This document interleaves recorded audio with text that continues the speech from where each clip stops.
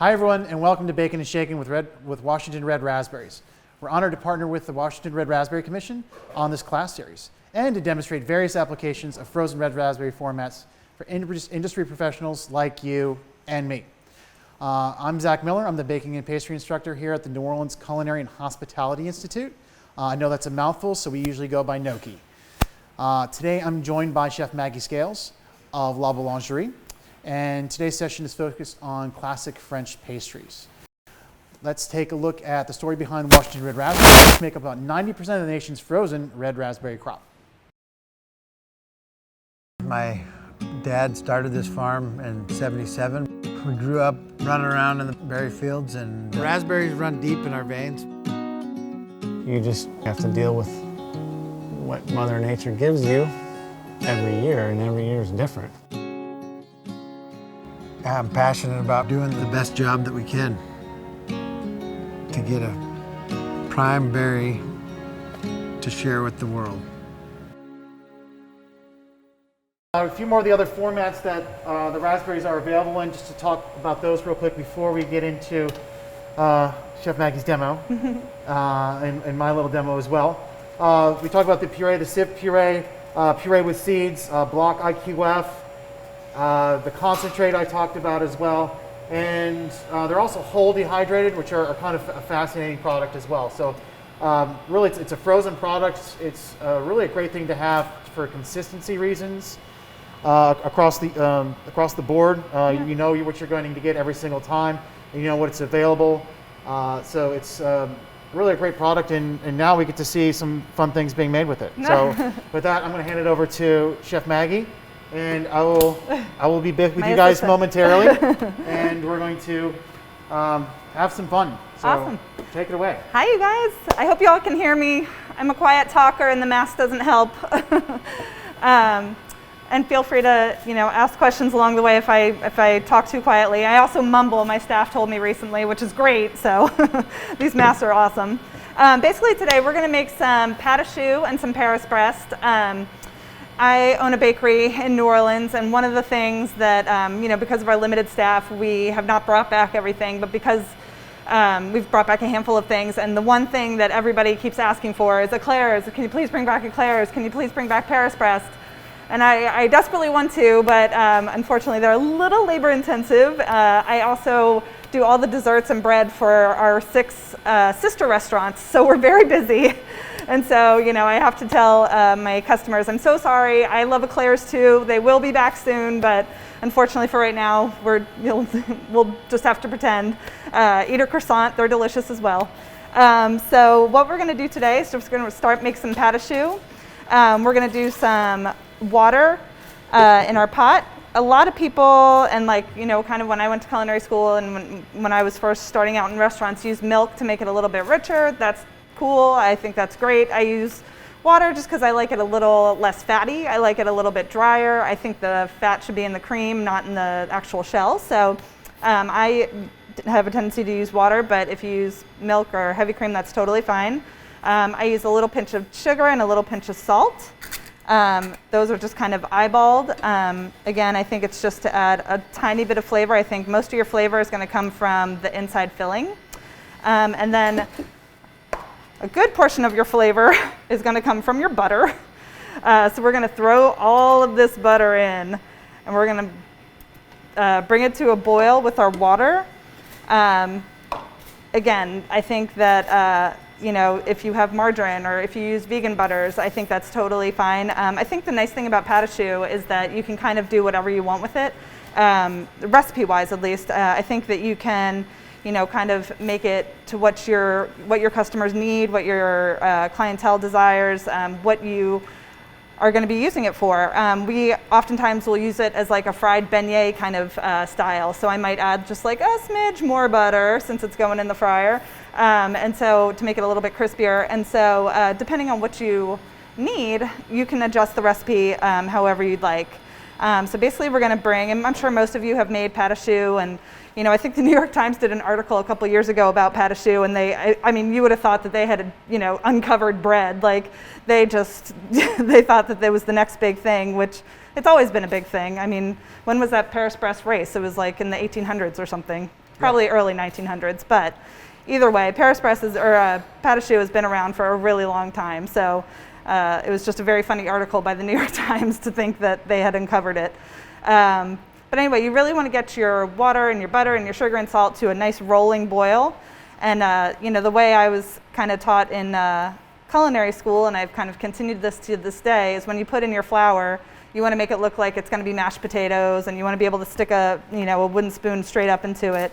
So even, you know, almost 20 years into my career, I still switch to a wooden spoon because that's what my teachers told me to do, and I still do it. You know, I'm very much a rule follower, so I feel like I should do what they tell me. We have some gluten-free cup for cup at the bakery, and I had a customer ask me if I would do it, and I unfortunately didn't have any time. But I've heard that that cup for cup is a really easy substitute. I've heard that it works almost, you know, perfectly if you wanted to sub out flour. I would love to see it. Whoever asked it, I would love to see if it works and see if you could do it. I think it would be probably, you know, it would probably appeal to a lot of people. That's actually something that I've noticed in the bakery, probably in the past year or two, about gluten-free. Unfortunately, we're a bread bakery, so it's like there's flour everywhere. I mean, there's flour in ice cream, there's flour everywhere. So we unfortunately can't say anything in our bakery is gluten-free. It's all gluten sensitive. But I have noticed more and more people coming in looking for gluten-free breads and, you know, things like that. And unfortunately, actually in New Orleans, we don't even have a gluten-free bakery of any kind. So it's a great market if you can get into it. I tried making, I don't know if you know what king cake is, but I tried making a gluten-free king cake, which is like the big dessert for carnival season. And it did not work out. Suffice it to say, it did not work out. All right. So we've added our flour, made a tiny mess. Thank you, Vanna. We added our flour, and like I said, I'm switched to a wooden spoon just because I'm a purist and I can't help it. And we're just going to continue to stir it until it gets all mashed potato-y. Ooh, these burners. Yeah, they are. Woo, I forgot to warn you, they are very strong. They are very strong. My goodness, they are much nicer than mine. My word. Yeah, they are. When I first started using it, I would burn a few things before I realized that yes, I do need to turn them down. Yeah, as well, 50% is solid. 50% is yeah. More than you need. More than you need. More than you need. So basically, we've got our mashed potatoes. We've got our spoon sticking straight up. I'm going to turn off this heat monster, and we're going to put it into our mixer. Whoop. We're going to plop the whole thing right in. Whoop. I don't know if you've seen these, but Gnocchi has these things, which are really cool. You still need to scrape your bowl, though. You still need to scrape, only just not as much. Does it work? It works really well, actually. Huh. Yeah. All right. There's a noticeable difference between the old style. Oh yes, feel free. I'm going to kind of move you Feel into free. frame just a little bit more. Feel free. And when it comes to your eggs for your pâte à choux, depending on where you are, it's probably going to make a little bit of a difference. New Orleans has a lot of moisture in the air. We're a little bit humid here, so I have a tendency to err on the side of less eggs. But depending on where you are and, you know, the weather in your kitchen or the climate in your kitchen, you might need a little bit more, you might need a little bit less. One day it might be 5, one day it might be 7. That's okay. You want to make sure that you're looking at the choux and not at just the recipe, which is something I have to tell my staff all the time. Like, just because the timer on the oven is done doesn't actually mean that it's done. You want to like make sure that it looks like what you're actually doing. And so this is going to cool down a little bit. And we're just going to put our eggs in one at a time. Can you guys hear me with the mixer? I hope so. It's much quieter than mine, but it's still got a little noise to it. All right, let's crank it up.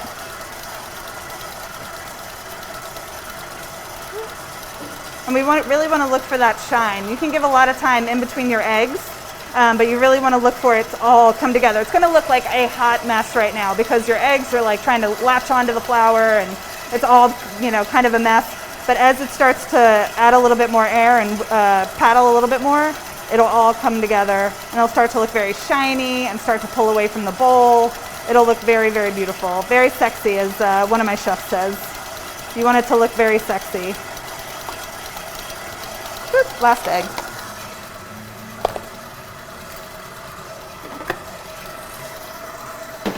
All right. So Maggie, tell us a little bit how many eclairs do you make a day generally in your or a week in your shop? In our normal world, 3, we would make anywhere from like 50 to 100, depending on what was going on that week, and then we would change the flavor up all the time based on the seasons. So, if we could get like right now peaches, we would put something with peaches in our Paris press, and it would be incredible. Everybody would love it. And in the fall, we would do coffee, and everybody would love coffee. So we try to keep it kind of interesting for everyone. That's okay. So yeah, we try to keep it seasonal. We'll always have like a chocolate eclair in our shop, but then we always try to have something that we can kind of play with, something a little bit more fun, something that, keep the customers interested. We like to play with flavors. We like to play with just kind of what we have in stock at the time, which is really fun.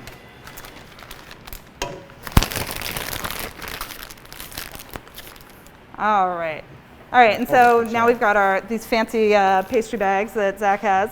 They're very soft, I like them. So there's a couple different things with Paris Bresse and eclairs. Traditionally it's, it kind of just looks like a long tube of some sort. But I found in our bakery that like when we do fun things with it, people tend to buy it more. So, what's trendy now is kind of doing it with a open star tip or, just kind of playing around with the different tips you can use. Traditionally you're going to have, a straight eclair, and it's going to be about 3 inches long, and it's going to be kind of just a big long tube.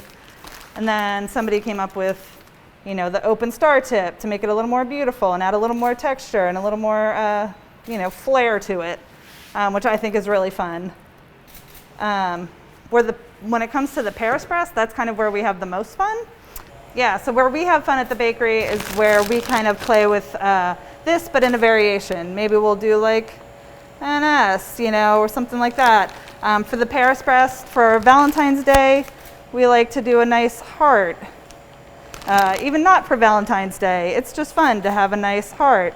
Traditionally the Paris Bresse is a little bit of a circle, which is really cute and all.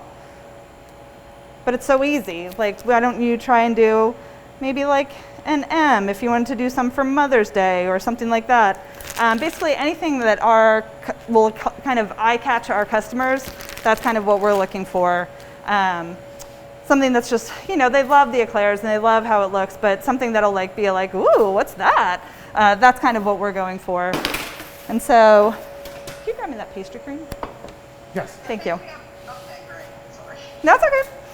So these are, voila, we've got finished ones. Fantastic, we've got some finished ones. Like I said, like I did an M for Maggie and I did a B for Boulangerie. Anything you can do to kind of like, just make it a little bit more fun is kind of exciting. The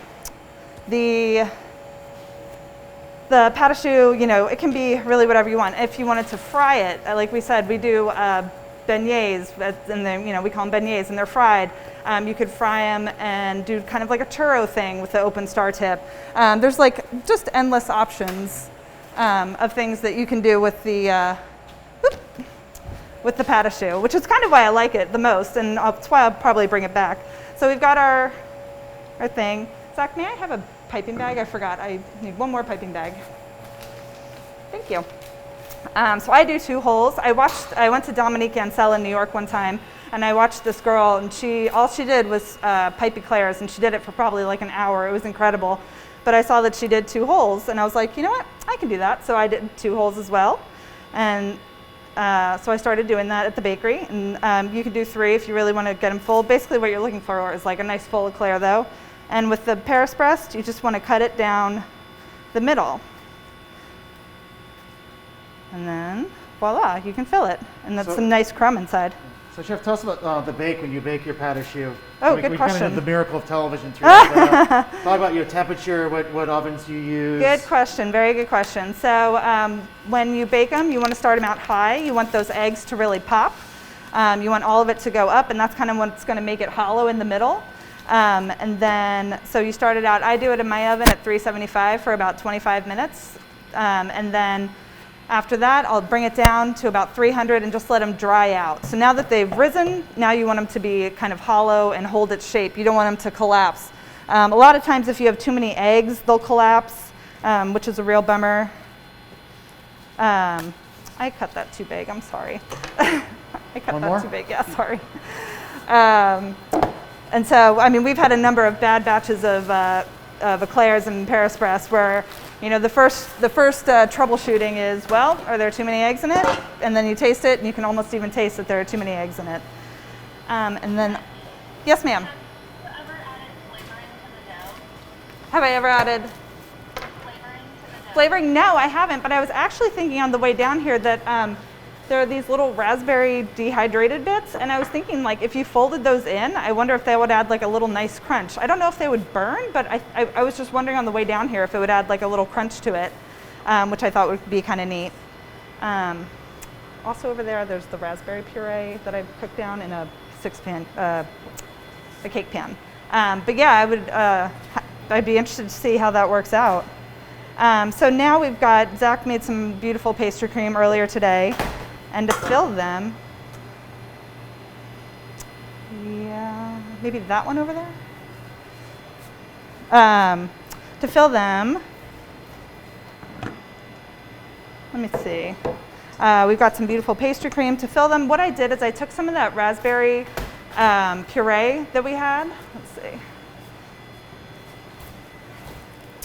This little, oops. Oh, this is the I can't get it. There we go. There we go. It was, Oh, that was the freezer. oh, whoops. Oh boy, is it frozen? It's frozen. Oh boy. Maybe I'll try a little, this one. We have it right from the tub. Right from the tub. So what you can do is, you know, I wrote a recipe and I kind of said how much should go in, but really it's to your taste. I know it's hard to kind of taste things in this masked world we live in. And also, oh yes, thank you. Keep spoons handy. But really you want to do it by look, by taste, and kind of what you're going for. So if your pastry cream is a little bit thicker, that's perfect. This puree has a tendency to be a little bit watery, which is great because it's all that flavor. But I'm just going to start out with a little bit and I'm going to fold it right in. You can certainly use a mixer if you want to, but this is perfectly easy. If it's kind of looking a little loose when you're piping it, certainly too many eggs. If it falls and collapses when it's in the oven, probably too many eggs.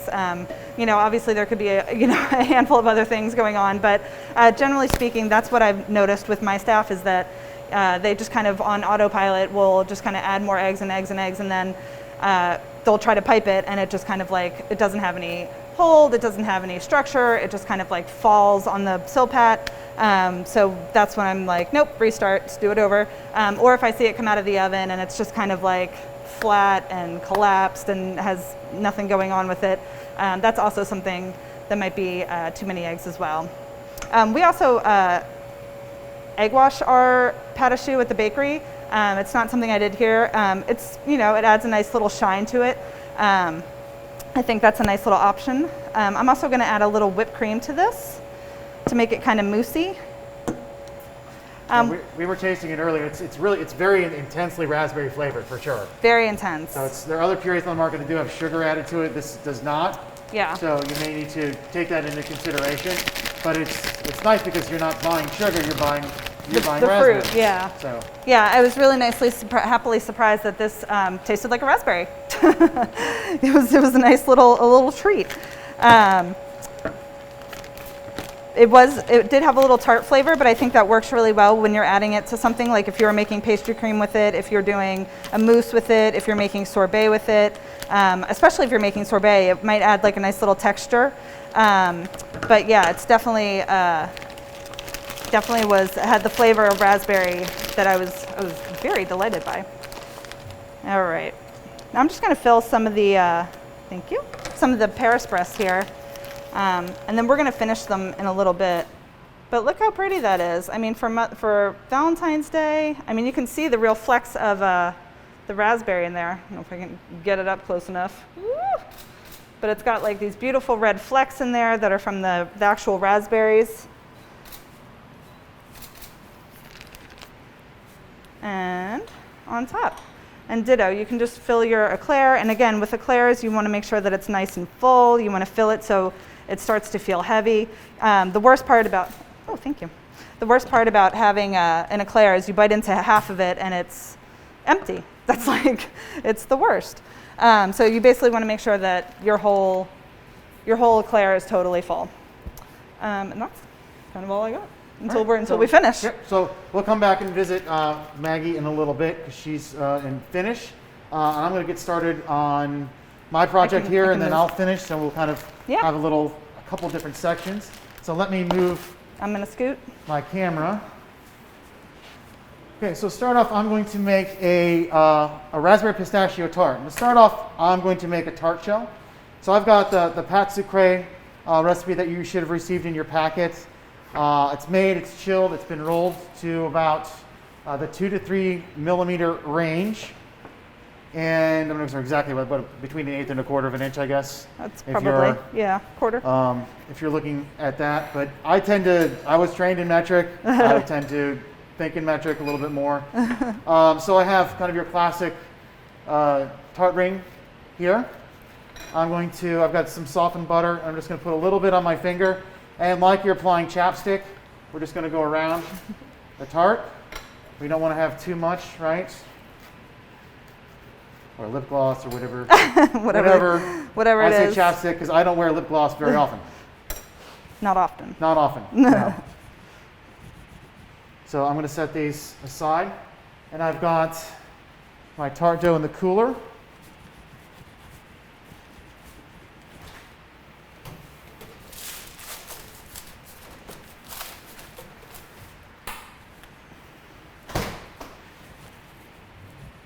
I want to keep those in there until the last minute. It's a little warm in my bake shop today.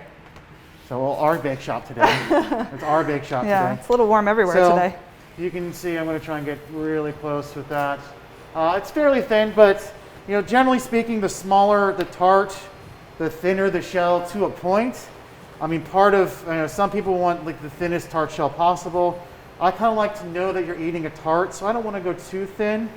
And I've got it's still just a little bit lightly floured. I can still move my hand on it, but it's cold and flexible, right? It's not going to crack.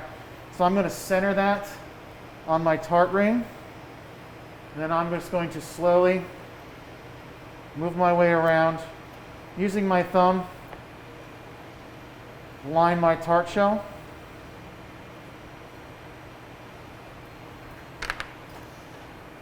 And what I'm trying to do is take something that's flat and just something that's a cup shape.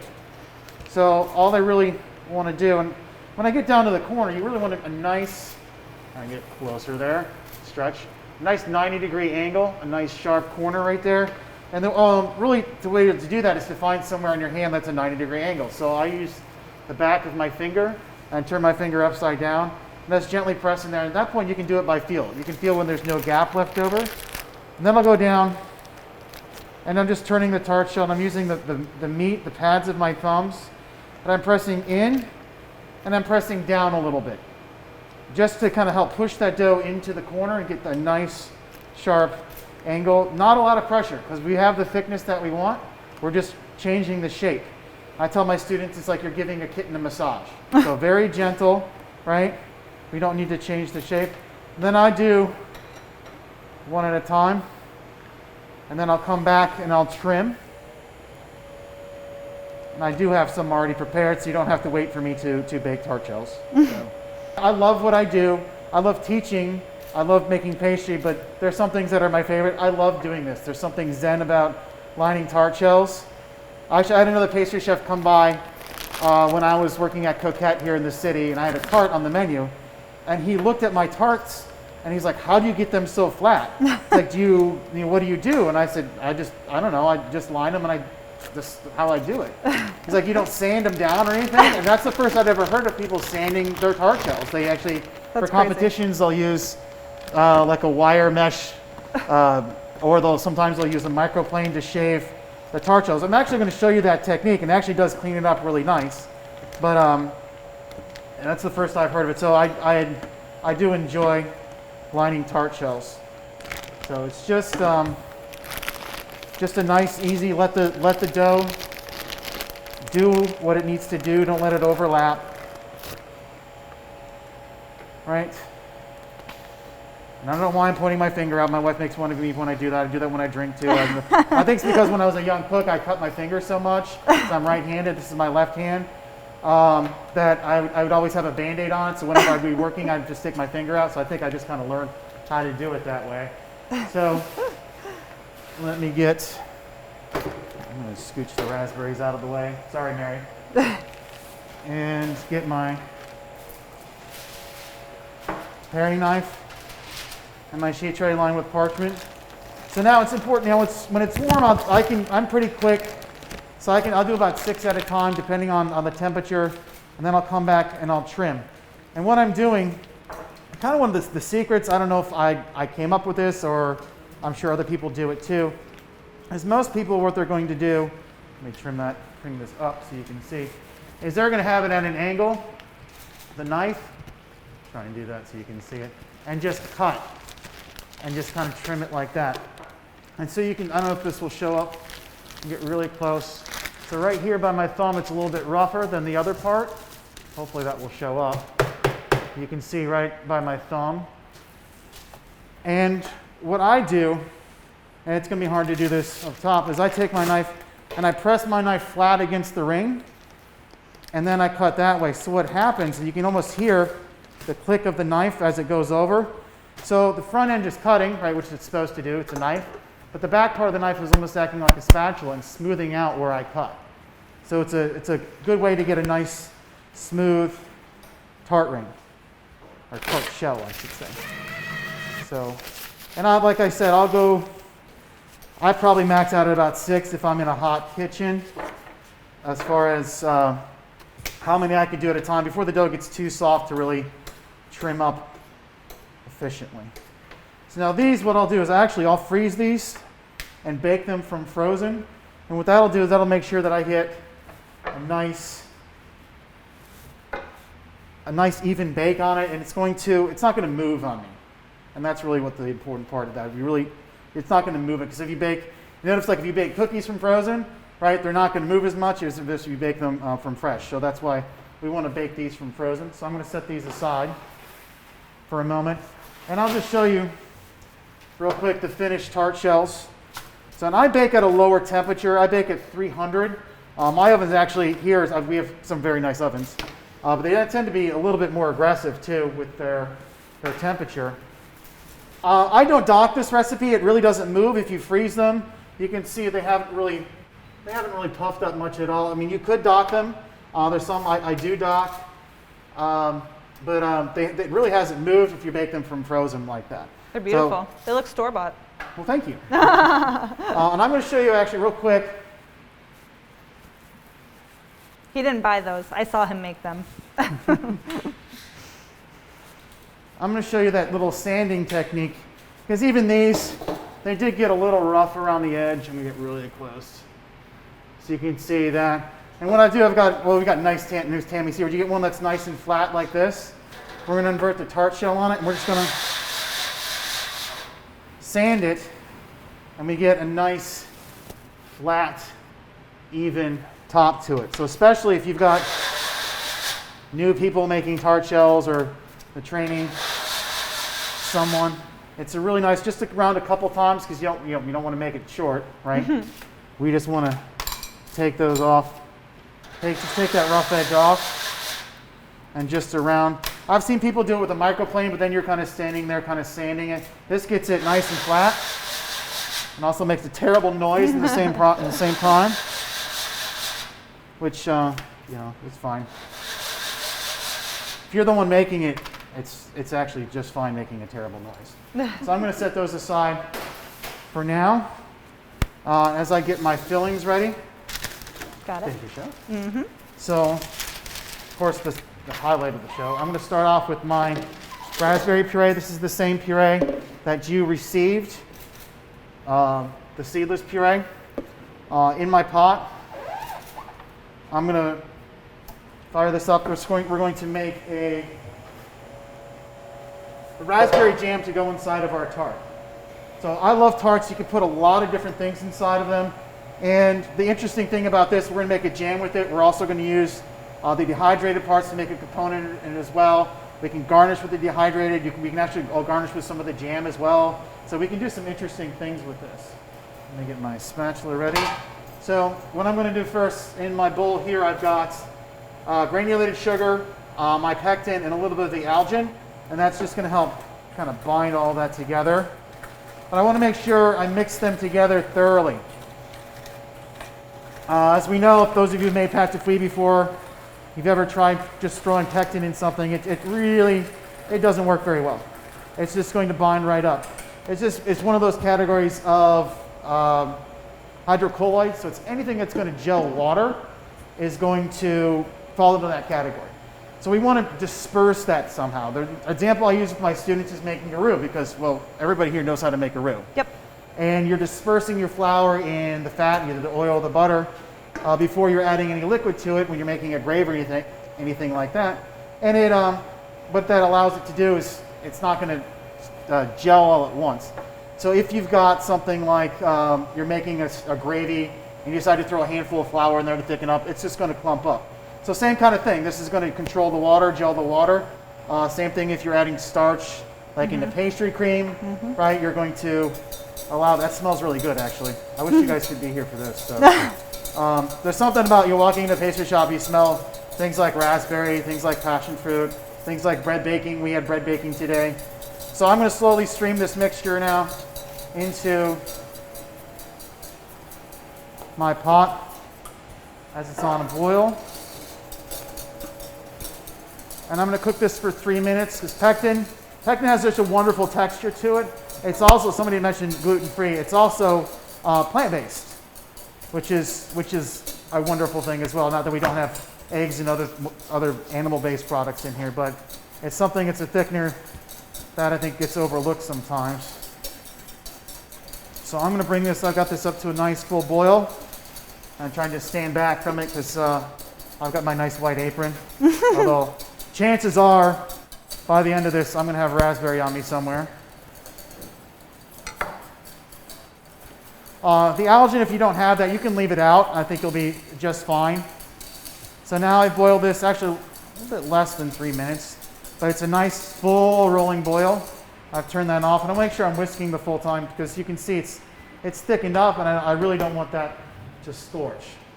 So now I'm going to transfer this to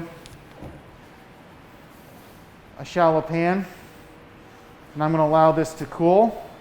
I'm very fortunate I actually have a blast chiller not too far from me, so I'm going to use that. Before I do though, I'm going to press plastic on the surface just to help prevent a skin from forming on it. Yes? It calls for apple pectin. And pectin is kind of one of those things that's difficult to find a lot of good information on. But a lot of it has to do with the origin. You can use a pâte de fruits pectin. If you buy something, a pectin that's designated for that, you can easily find that as well. But you could probably use you can use a yellow pectin, apple pectin. It should work just fine. There are some slow set pectins you probably want to avoid with this as well. And there's I think it's LM pectin that works with. There's a pectin that does work with calcium as well, so it will actually work with. You can actually thicken dairy products with the pectin, which I don't know, seems like a really weird consistency to me. So I haven't really played around with it. So I'm going to pop this into my chiller. I'm going to move on now to the crispy base. So if we're looking at our tart shell, we've got our tart shell. We're going to line it with the crispy base, which is the same kind of, it's like a fouettine base that you'd use in a mousse, petit gâteau, something like that. So I've got white chocolate. I'm just going to bring this up. I started melting it earlier, but it's starting to thicken up a little bit and cool down.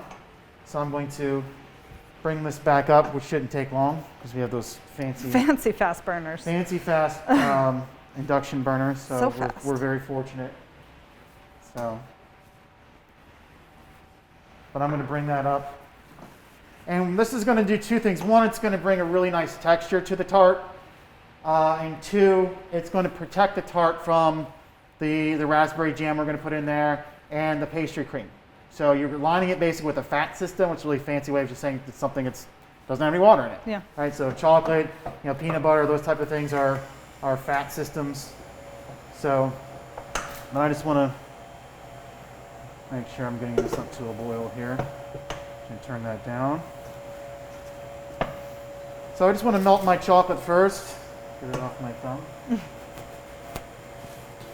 I've got all kinds of ingredients over here that are going to go in it. I've got pistachio paste, and I've got praline paste as well.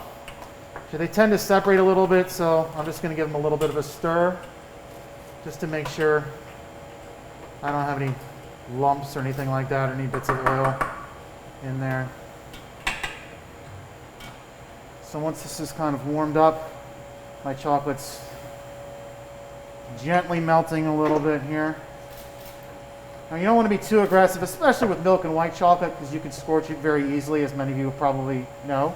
Unless you want to do that thing called the caramelized white chocolate. Because basically you just take a low oven, you put your white chocolate in there until the milk solids in there start to brown. It's not really caramelized though. It's not Maillard, really. it's Maillard reaction. Yeah. So if you want to get technical, which I Yeah. like getting technical a little Yeah. bit, But it's still delicious. it's still delicious. It's not technically caramelized. It's not technically Not technically caramelized. So I'm going to turn that burner off now because I'm going to have plenty of steam, plenty of heat on here. So then I'm going to start adding my praline paste. Oh, yeah. That looks good. And if you wanted to go straight pistachio, you could. It's a strong flavor, so It's also an expensive I didn't. flavor. It's also an expensive flavor. Quite expensive. But and then we talked about classic French pastries. You see pistachio used a tremendous amount Oh, a lot. in French pastries. Make sure I get all that in there. I just took the time to scale it, so make sure it all goes in there. Plus, it's expensive too. It is pricey, but it's worth it. It's pricey, but it's worth it. So, Yeah. So I'm going to just keep working this until I get a nice smooth paste. My burner is off at this point. I've got plenty of residual heat underneath there to keep this nice and warm.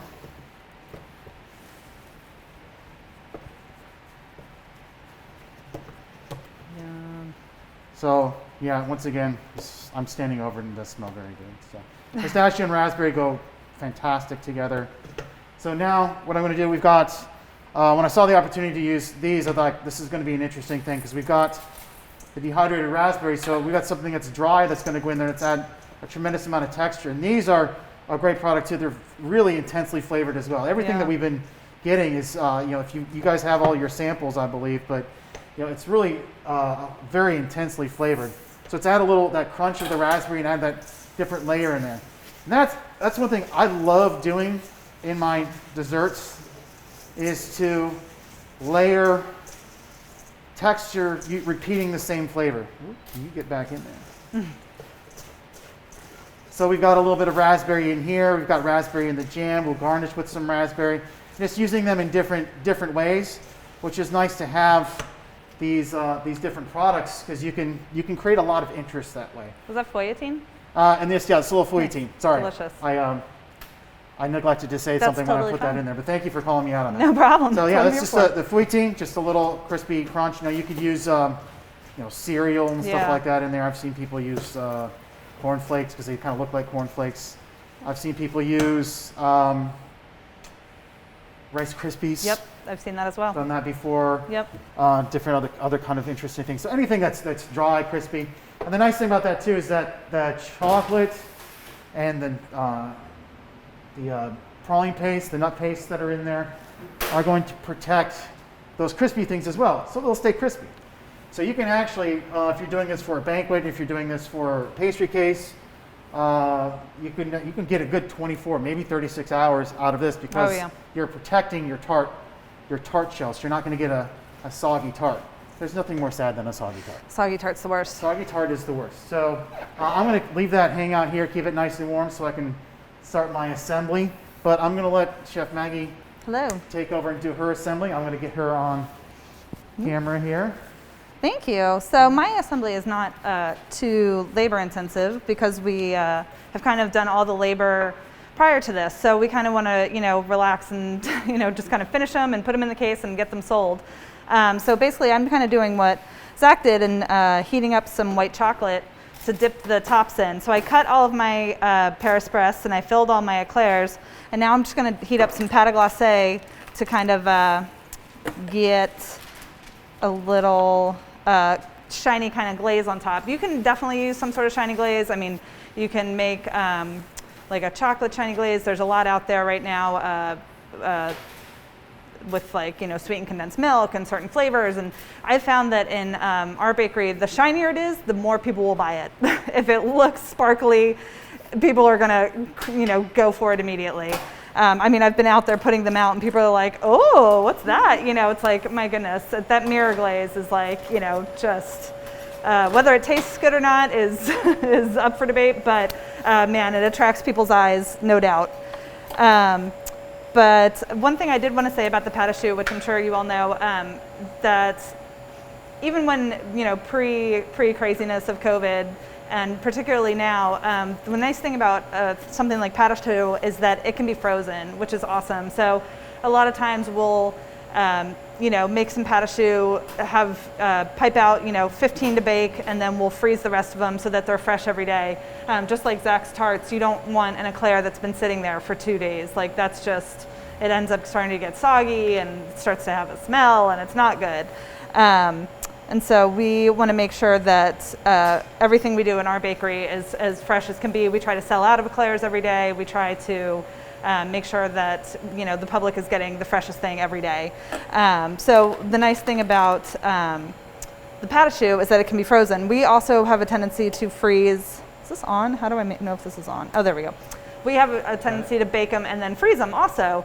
So really, it's whichever you prefer.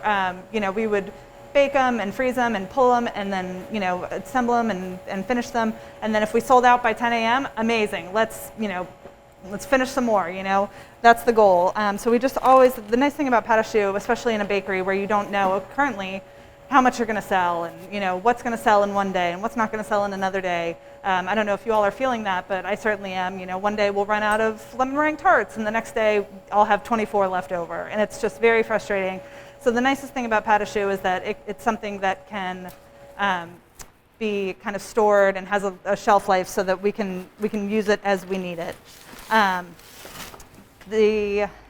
What we're going to do is we're going to dip them in white chocolate.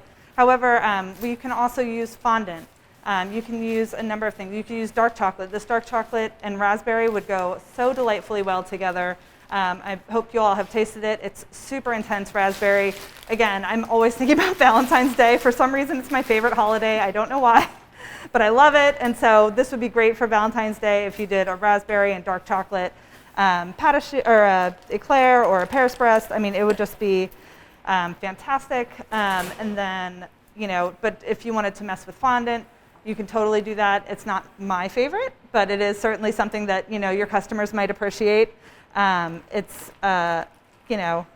it's something that you can dye. You can add color to. You can add texture to. It's got a nice application. Nope, good question. Good question. I actually bake them from frozen. They might require just a few more minutes to dry out because they are coming from frozen, but we will bake them straight from frozen, and I've never had a problem with them, especially using this recipe with water. Like I think that it makes like a nice. It doesn't add too much fat where it might have a bad reaction when from frozen to heat. But that's a good question. Ooh, these burners are so hot. So I'm kind of out of the shot. So a lot like Zach, when I use the white chocolate, I don't want to scorch it. Woo, so hot, so hot. Ooh wee, I'm steaming up. And this is just a pâte à glacé. You don't have to temper it, which is great. I mean, if you have the means to temper, I highly recommend it. I think tempered chocolate is just amazing. It's New Orleans in July, and so tempering chocolate here is just a nightmare, which is so funny because, I mean, I'm sure you feel this way, but like, you know, this is now the time I have to temper chocolate, and I can't do it because it's too hot and there's too much moisture in the air. So it's very frustrating. You know, this is the time where I'm like, let's make, you know, confections, let's make bonbons, let's make chocolates. And everybody looks at me like I'm insane. But come December, when everybody wants them, I don't have the time to do them. But yeah, we're just doing a little white chocolate pâte à glacé. You can also use just a regular white chocolate. I mean, I'm going to put, ooh, this is beeping at me. I'm going to put, No, that was me, sorry. oh, okay. I'm going to put some crunchies on top of this. So if you wanted to just, if you didn't want to invest in another chocolate in your kitchen, oh God, that's Turn that off. so hot, my God. Ooh, my goodness gracious. If you didn't want to invest in another chocolate in your kitchen, you could just use, you know, kind of a standard white chocolate. If, you know, you use Valverona, Ivoire is great. What's it called? The Felklin, the Sal Palme is really good. So a lot of those are really, really solid chocolates to use if you wanted to just do that. And then, you know, so you can kind of hide those little maybe blooms that might happen. You can always put something on top of it. During the winter, we'll put like, you know, little candy cane bits on top. Anything really just to kind of make it a little bit interesting for our customers. And, you know, adding texture is never going to be a problem. All right. Whew. It's got some arm muscle here. You know, if you want to, you could certainly add a little bit of hot water or a little, I've also seen people add oil, which I'm not going to do because I think that's, I'm a little scared to do it right now, but it's a little bit. We can do it if you want. I have it. Really? Well, let's not play with fire. Let's not play with fire here. Do you have an offset? Small or large? Small, please. Small. So what I'm going to do, normally I would pour this into a pan and kind of dip them in. This is a little bit thicker, so I'm going to end up kind of smearing it on.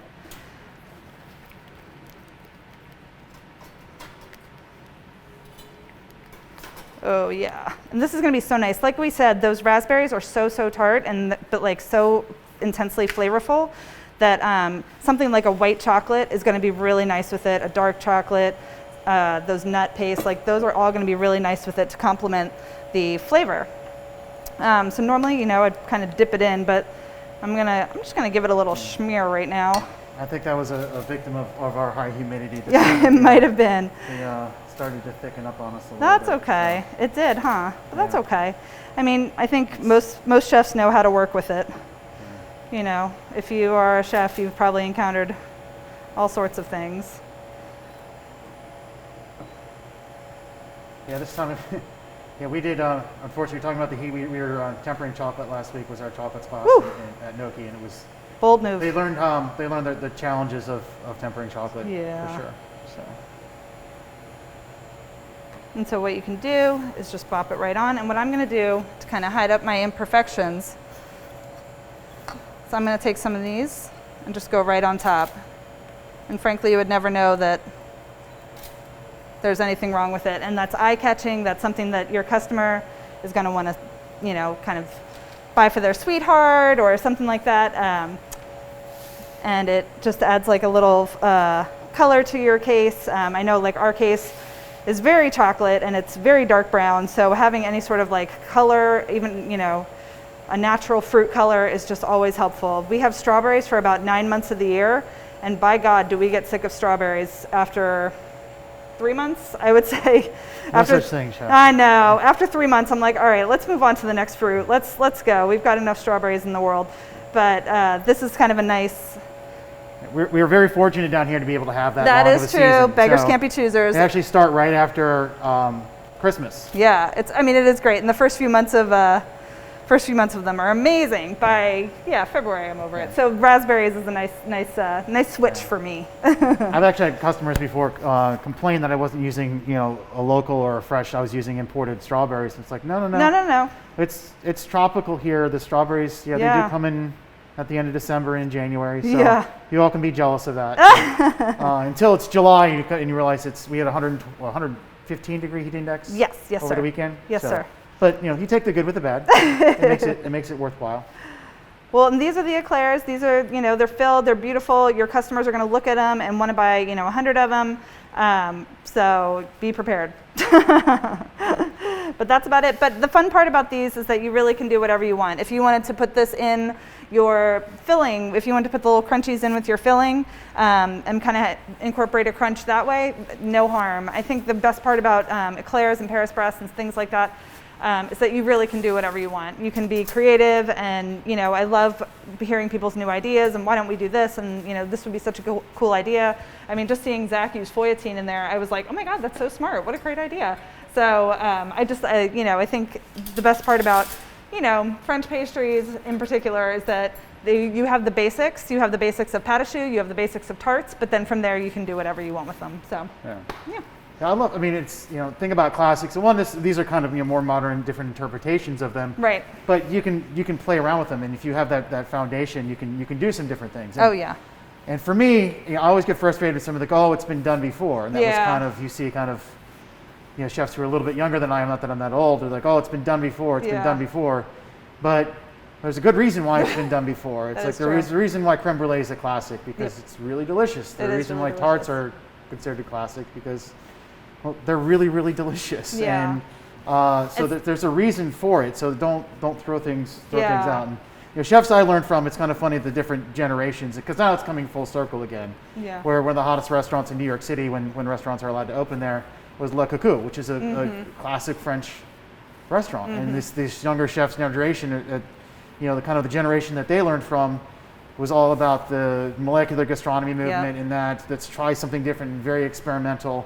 And now you see that generation kind of going back to what are the classics, and kind of bringing new life into those. I mean, the hottest pastries you'll see in Europe right now are eclairs, actually. They're really huge. And I was in Paris last summer, and the cool thing is they're doing the exact same thing. They are being creative with them. They are dipping them in different things and trying different flavors. And I mean, there's a whole shops just filled with nothing but 50 different kinds of eclairs. There's a shop in London. It's all they do is pâte à choux. Yeah, that's all they do. amazing. They have eclairs and some cream puffs, and that's it. That's all they do. I love it. It's kind of amazing. I'm going to turn you back towards me a little bit. No problem.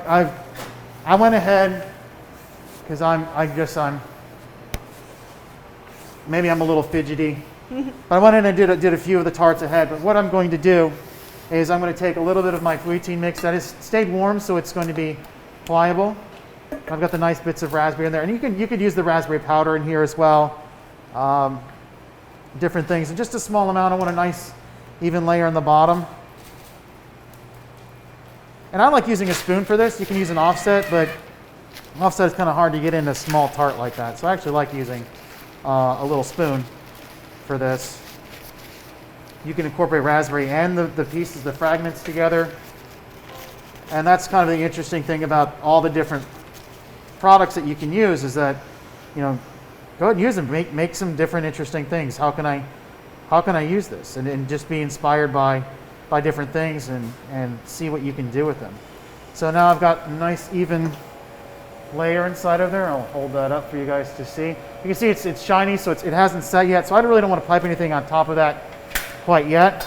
So I'm actually pop them in my chiller real quick while I'm going to take a peek at my raspberry jam to see if that's all set. If you don't have a blast chiller, this thing is amazing. I don't know how much it is, but it's worth every penny. You don't want to know. I don't want to know. No, it's a really fantastic piece of equipment, and they've been working very generously with us, the company. So it can do some really great things. So actually, I've got garbage right now. So you can see our jam has set up. Actually, it's almost too cold. Started to freeze a little bit on the side. So I'm just going to condition it a little bit. Should have stirred that up a little bit sooner. You good? And then while you do that, if you don't use all of the whipped cream, say in the earlier Yes, absolutely. You can. What you can do too, if you want to do this and not have to reheat it and everything every time you do that, you can take. So you can see I've got a bit left over. You can actually roll it in between parchment paper. Use a rolling pin and freeze it, and then you can actually cut it out into the discs that'll fit in the bottom of your tart, and you can just pop them in there. Problem with that being is that it's not going to coat your tart shell very well unless you heat up your tarts and pop it in there and then let it reset. So it's not going to seal up the bottom quite as nice as it would if you just popped it in. But you can do that as well. You can use it for other things as well. So I like it. I like just snacking on it once it's set too. It's one of my favorite little chef snacks. Chef snacks. Chef snacks, all the little scraps and things that we get. Like pastry, talking about pastry, fresh from the oven, we get the best stuff. Yeah. Nothing like pastry fresh from the oven. It's hard to my recreate that in a shop. But I'm just going to condition this a little bit.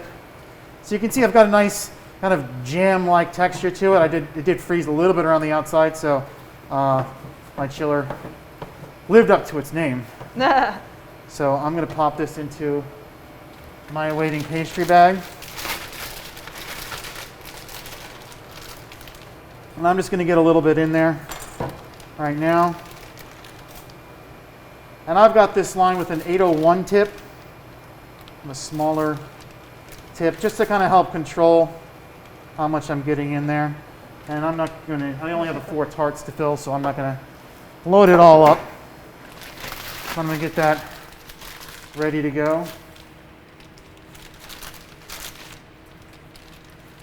And me, I always, pastry students, they always want to open their pastry bags like this and try to fill everything from the top and fill them right up to the top and wonder why everything's going everywhere. So, bend it all the way, all the way over. It's fine. This is meant to be in the back like that. So, I'm going to set that aside and revisit my tarts. They're so eager, those pastry students. Yes. What I like about Zach's tart also is that it's colorful. It's got the red raspberry that's going to really catch people's eye. If you're in a bakery in a pastry case, it's going to catch people's eye. Okay, so they not take long. They are, well, we'll use the term dry to the touch, but they're set to the touch. So I'm going to pop off my tip.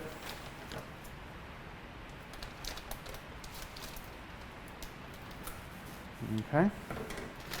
And just a very small tip, what I'm just going to do is go a nice thin layer.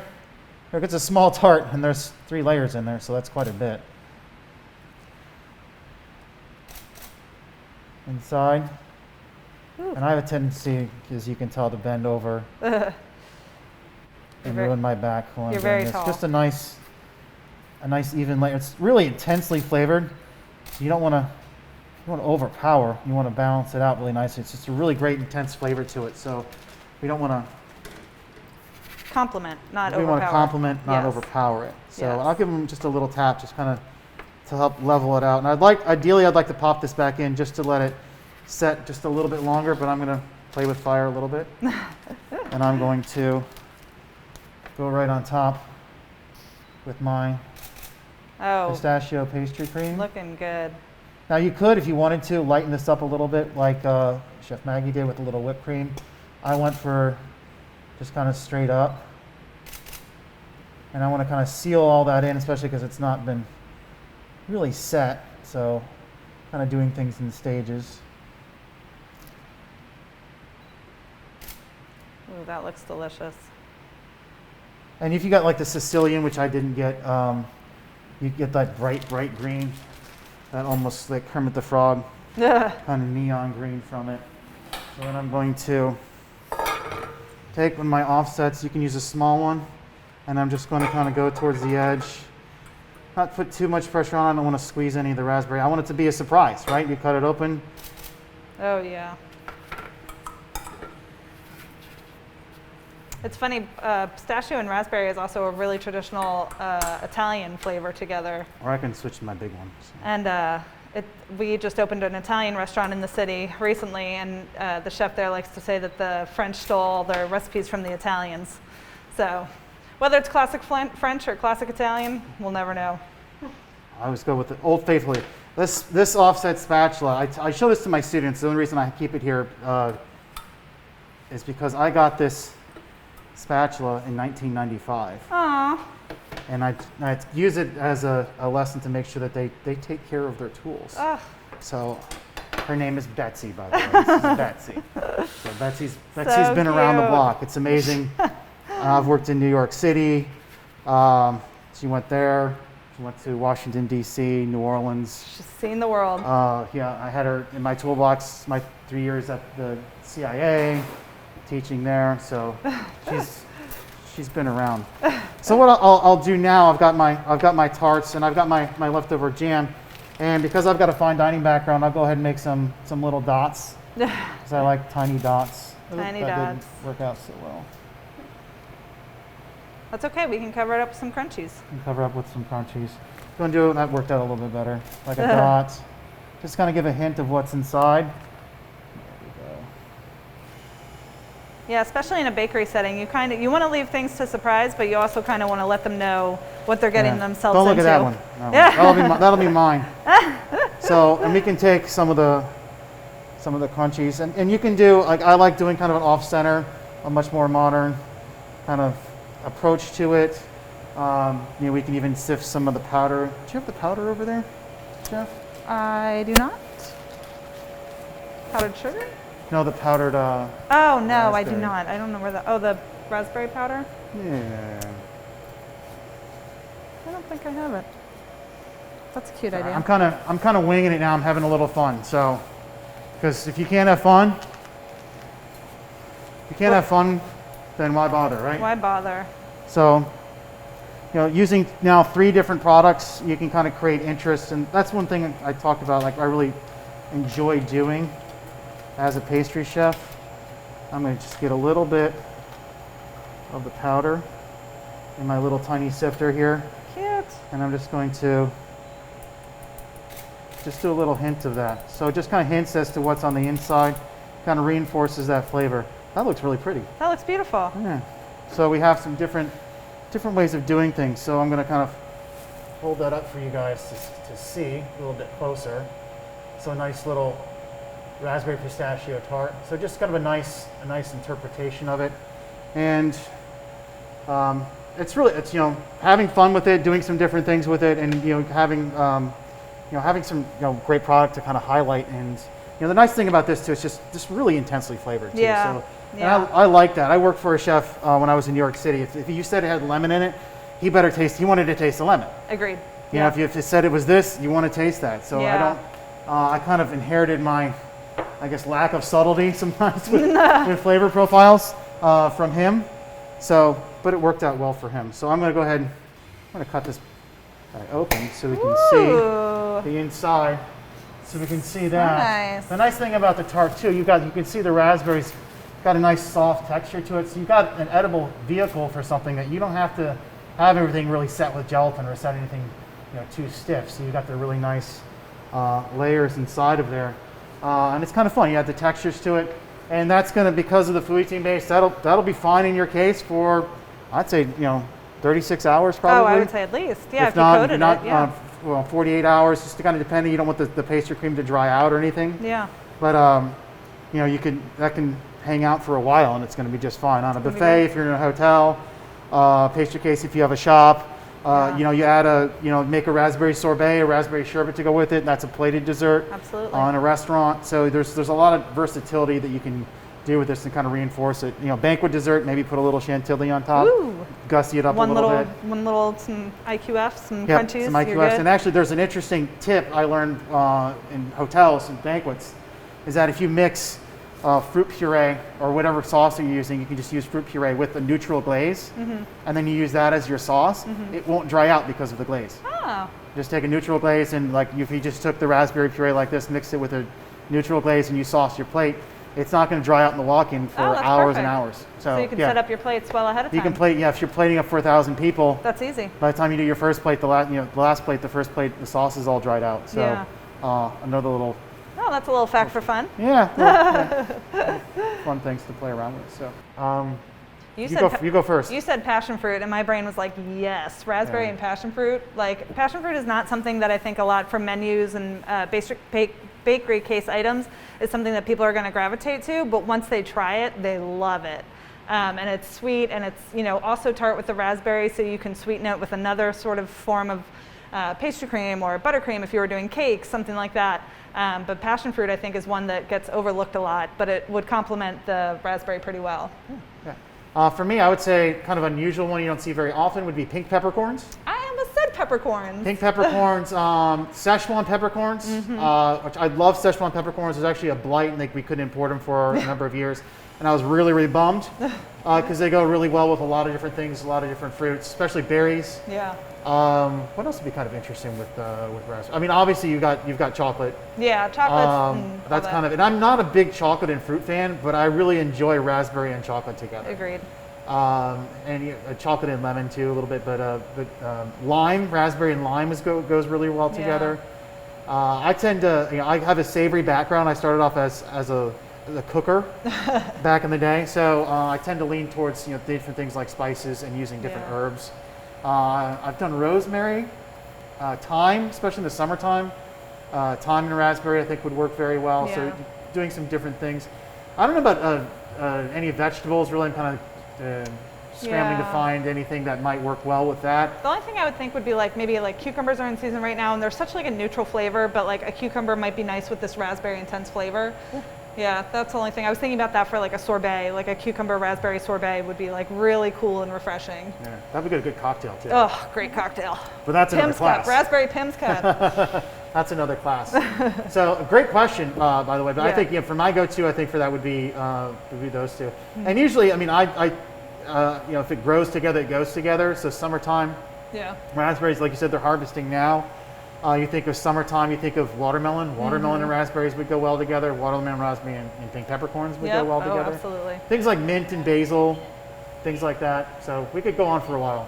And then play around from there, that flavor profile, you can play around with different textures. Like you can do, the watermelon fresh it's kind of hard to top that. Yeah. Even if you make it into a sorbet, it's just never quite the same. So if you have that freshly cut, beautiful watermelon, keeping it fresh, and then you can, because raspberry can go, obviously, we're just looking at two different forms of it right here. You can do a lot of different textures and play around with different things with that as well. So maybe the pink peppercorns as a meringue. Is that where maybe pavlova? that flavor together as a pavlova would be fantastic. So I good. love pavlova. Actually, we're making some tomorrow. I'm excited. I'll be back tomorrow. All right, guys. Thank you for all your questions. Thank you, Chef Maggie, for coming into Noki and sharing what you do with us and your beautiful pastries with us. I guess do you want to hand it back to you, Mary, to say goodbye to everyone and thank them from our end. Thank you guys for joining us. And if we had a really great time on our end, I hope you guys did too.